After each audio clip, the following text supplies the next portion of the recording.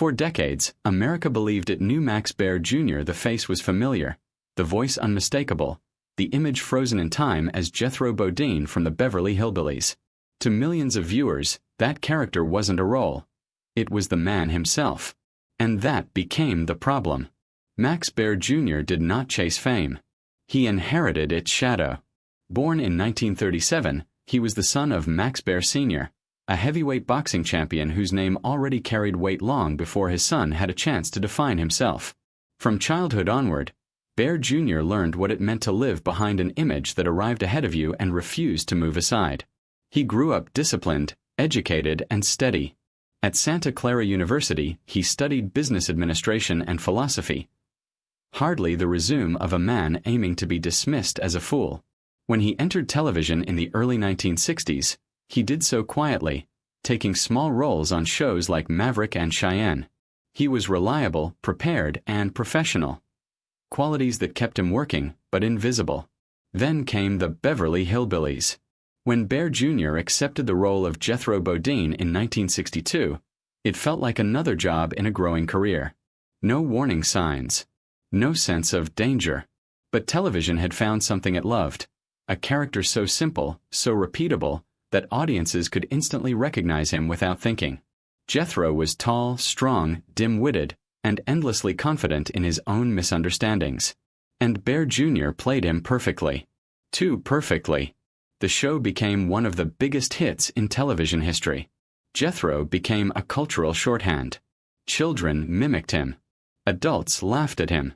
And America stopped seeing the man behind the role. For 9 seasons, Baer Jr. delivered exactly what was asked of him, on time, on cue, without complaint. But with every episode, the image hardened. When the Beverly Hillbillies ended in 1971 during CBS's Rural Purge, Baer Jr. expected, like many actors, that new opportunities would follow. Instead, he discovered that success could become a ceiling. Casting directors didn't reject him. They simply couldn't imagine him as anything else. The industry didn't need another Jethro, and it didn't know how to see Max Baer Jr. So he did something unexpected. He stepped behind the camera. In 1974, Baer Jr. co-wrote, produced, and starred in Macon County Line, a low-budget, violent, rural thriller made outside the studio system. Hollywood didn't believe in it. Drive-in audiences did. The film cost under $200,000 and earned more than $30 million, becoming one of the most profitable films of its era. It was proof that Baer Jr. was not the fool America remembered. He understood structure, markets, and ownership.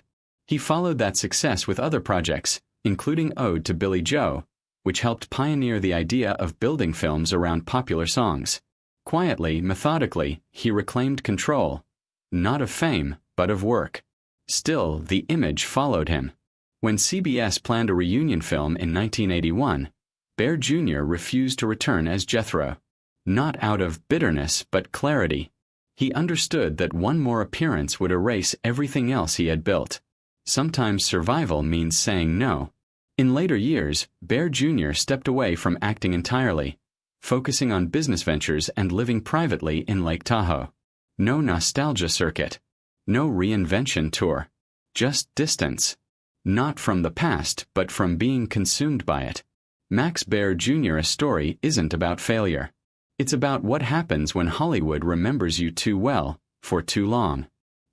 Tell us what you think in the comments. And if you want more dark, untold stories from classic Hollywood, subscribe to Old Hollywood Feuds and turn on notifications.